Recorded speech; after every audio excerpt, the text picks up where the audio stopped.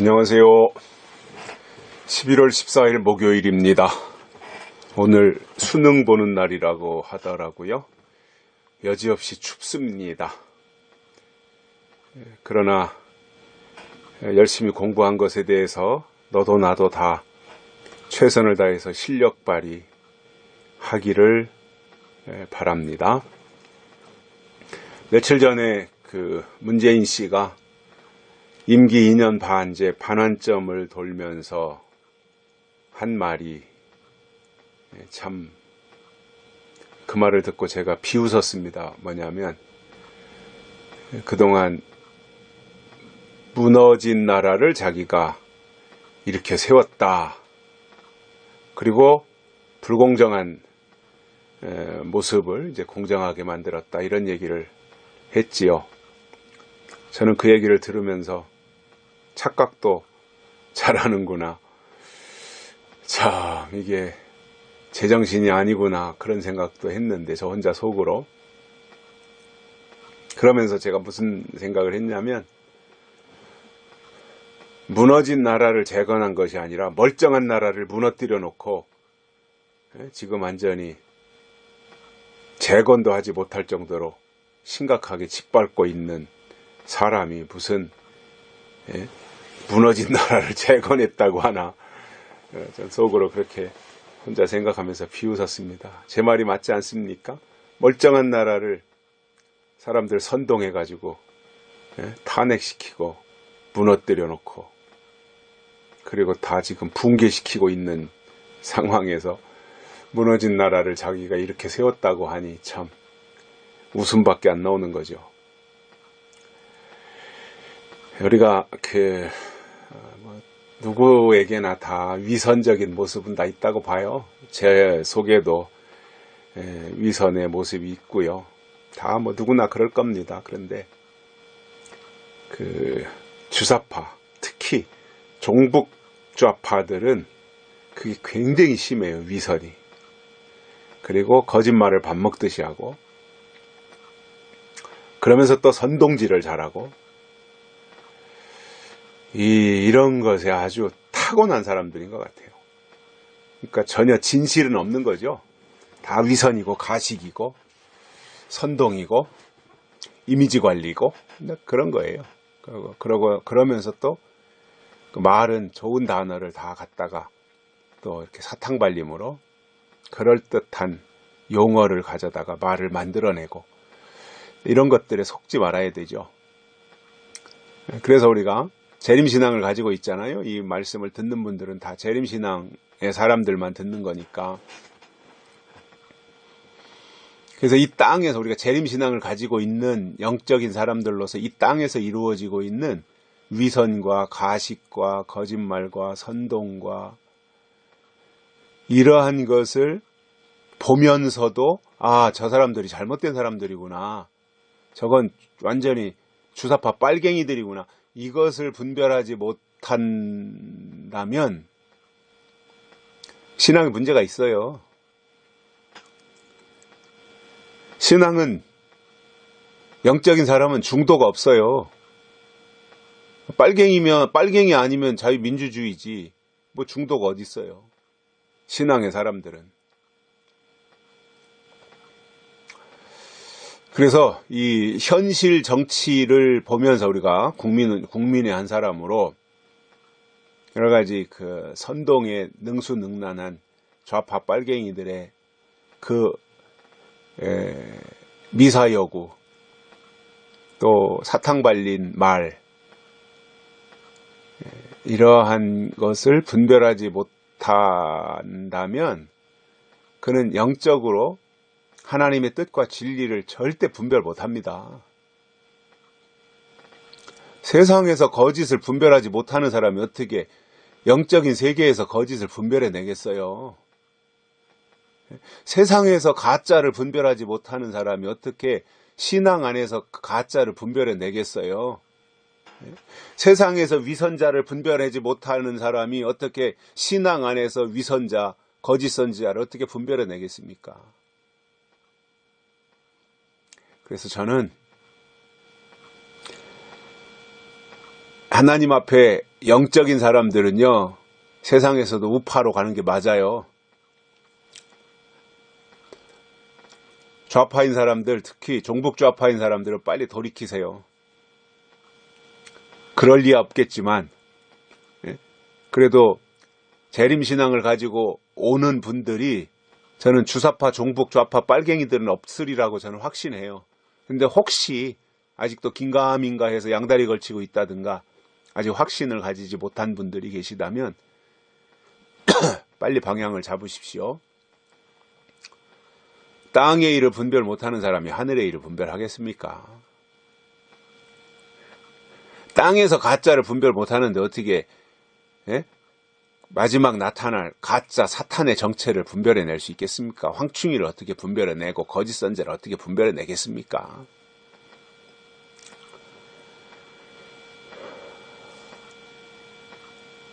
그래서 우리가 그런 부분들에 대해서 신앙적으로도 바로 서야 되고요. 세상의 정치적 이념도 바로 서서 그야말로 하나님이 우파니까, 하나님이 우파시잖아요. 하나님 좌파가 아닙니다. 하나님 우파입니다. 그래서 우리가 철저하게 하나님 중심으로 서서 하나님의 일들을 분별하며 나갈 수 있는, 영의 눈을 뜨고 영의 귀가 열리고 영의 입이 열리고 영의 생각이 열리는 그러한 놀라운 은혜가 이 큐티의 말씀을 들을 때마다 임했으면 좋겠어요. 그리고 스스로 신앙의 고도를 높이고 역량을 키우고 그리고 분량도 더 풍성해져서 하나님이 원하시는 일들을 멋지게 이루어갈 수 있기를 바라고요. 오늘 말씀은 요한복음 14장 21절입니다. 나의 계명을 가지고 지키는 자라야 나를 사랑하는 자니 나를 사랑하는 자는 내 아버지께 사랑을 받을 것이요 나도 그를 사랑하여 그에게 나를 나타내리라. 아멘.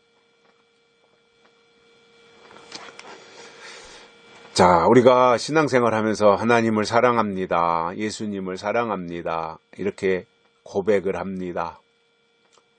필요하고 중요한 일입니다. 하나님을 사랑한다. 이 고백, 그 고백 아무나 하는 게 아니거든요. 하나님을 사랑한다라고 하는 고백을 할 수 있는 사람이라면 적어도 미련한 다섯 처녀에 근접한 수준까지는 왔다. 즉 손에 등을 들고 있는 수준까지는 온 사람이다. 이렇게 표현을 하고 싶습니다. 하나님 사랑합니다.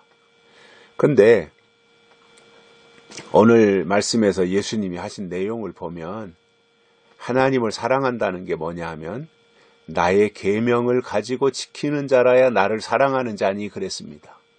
하나님의 계명을 지키는 것이 하나님을 사랑하는 것이다 그 말이에요. 그래서 하나님을 사랑한다고 하는 표현을 다른 말로 바꾸면 계명을 사랑하는 것이 하나님을 사랑하는 거예요. 계명은 뭐예요? 명령이잖아요. 그 시대에 주신 하나님의 명령, 이것이 계명이에요. 지켜야 될 명령, 말씀이죠. 지켜야 될 말씀. 이 시대에 우리가 마땅히 지켜야 될 말씀, 그것이 명령이고 계명인데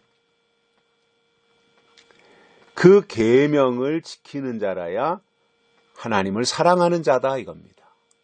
그러면 계명을 어떻게 지켜요? 알아야 지키죠. 계명을 알아야 지키죠. 아, 이 계명은 하나님이 우리에게 주신 것이구나. 아, 이것은 하나님이 우리에게 주신 이 시대의 시대적 말씀이구나. 그것을 듣고 깨닫고 알아야 지키죠. 계명을 모르는 사람이 어떻게 계명을 지켜요? 그래서 율법으로 계명을 주셨을 때가 있고 십자가의 복음으로 계명을 주셨을 때가 있으며 마지막 때가 되면 요한계시록을 통해서 하나님의 계명을 주시는 때가 있다라는 말입니다. 그래서 계명은 고정되어 있는 것이 아니라 움직입니다. 즉 그때마다 주시는 계명이 있다는 거예요. 이스라엘 백성들도 출애굽해서 광야에 나가가지고 40년 광야 생활하면서 네 광야를 거치잖아요. 수르 광야, 신 광야, 시내 광야, 바란 광야. 이 광야를 거치는데 그때마다 주시는 명령이 있어요. 근데 그 명령을 아무나 들어요? 어린 아이가 명령을 들을 줄 알아요? 들은들 그대로 실천할 줄 알아요? 어린 아이는 명령 자체가 의미가 없어요. 신앙도 마찬가지예요. 어린아이 신앙은 하나님의 명령이 관심이 없습니다. 명령에 관심이 있다고 하는 것은 뭐예요? 성숙한 사람이에요. 군인은 명령이 죽고 명령이 살아요. 그죠? 그게 군인이에요. 믿음도 마찬가지예요. 하나님이 그 시대에 주신 계명에 죽고 계명에 사는 사람들입니다. 그러면 구약의 계명 지나갔고 신약의 계명 지나갔어요. 이제 우리 앞에 남은 계명이 있잖아요. 지금 하나하나 우리에게 계명을 주고 계신데 그것이 왕계시록을 통해서 주시는 예언의 말씀이에요. 예언의 말씀이 우리에게 계명이에요. 지켜야 될 명령이다 그겁니다. 그러면 우리가 이 시대에 하나님이 우리에게 계시록을 통해서 주시는 이렇게 믿어라. 계시록 예언의 말씀으로 믿어라. 입맞게 믿어라. 황충이를 이기게 믿어라. 예수님을 맞이하게 믿어라. 이 계시록에서 그런 내용이잖아요, 다. 그러면 그 말씀을 계명으로 받아가지고 지키는 것이 하나님을 사랑하는 자다, 예수님을 사랑하는 자다 이거예요. 그러니까 계명이 있어야 예수님을 사랑할 수 있지 계명이 없으면 사랑도 없는 거예요. 계명이 중요한 겁니다. 그래서 저는 분명히 드리고 싶은 것이 이 시대에 주신 하나님의 계명은 요한계시록 1장 3절에 있는 것처럼 이 예언의 말씀을 읽는 자와 듣는 자들과 그 가운데 기록한 것을 지키는 자들이 복이 있다라고 말씀하신 이것이 이 시대에 살고 있는, 이 시대에 믿음 생활하고 있는 하나님의 사람들에게 주신 계명이라는 겁니다. 그 계명을 알아야 지키지요. 그냥 믿습니다만 하면 믿음입니까? 그냥 주일날 가서 예배 참석하는 게 믿음입니까? 성가대 하는 게 믿음입니까? 믿음이 있어서 하면 좋아요. 믿음이 있어서 성가대도 하고 믿음이 있어서 교사도 하고 믿음이 있어서 봉사도 하고 믿음이 있어서 여전도회도 하고 믿음이 있어서 하면 좋아요. 그런데 봉사한다고 믿음입니까? 성가대 한다고 믿음이냐 말이에요. 아니잖아요. 계명이 있어야 믿음이죠.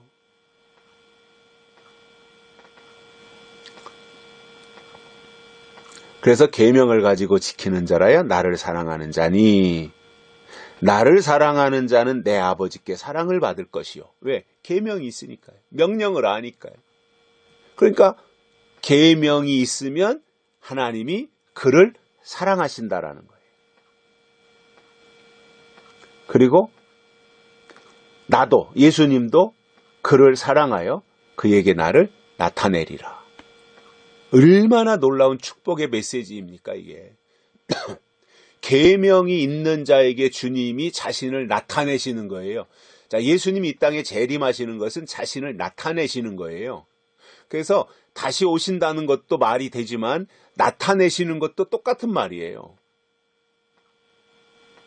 오시면 나타나는 거잖아요. 나타나야 오신 거잖아요. 근데 계명을 지키는 자에게 예수님이 자신을 나타내 보여주시겠다 이겁니다. 그러니까 그렇게 신앙생활을 해야죠. 그 말씀으로, 계명으로 또는 명령으로 또는 약속으로 또는 예언으로 그것으로 신앙생활을 해야 주님이 이 땅에 오실 때 주님을 그 앞에 나타내 보이시지 않겠느냐 그거예요. 그리고 우리가 당연히 하나님을 사랑한다고 고백을 하고 하나님을 사랑하는데 그냥 허공을 치는 습관적으로 그냥 내뱉는 그러한 언어가 아니라, 그러한 말이 아니라 정말 내 속에서 우러나서 정말 하나님 이 시대에 나에게 주신, 계시록을 통해서 주신, 내가 마땅히 이 땅에서 신앙생활하면서 지켜야 될 하나님의 약속이, 하나님의 계명이 이것이구나. 그래서 그 계명을 가지고 지키는 것이 하나님을 사랑하는 자이고, 하나님을 그렇게 계명으로 사랑하면 하나님도 그를 사랑하고 예수님은 그에게 자신을 나타내시겠다 이겁니다. 이 이상 있습니까? 저는 이게 최고라고 생각을 하거든요. 자, 날씨가 점점 추워지고 있습니다. 오늘 또 영하 떨어지는 곳이 있다고 뉴스에 잠깐 나오는 거 얼핏 들었는데요. 아프지 마시고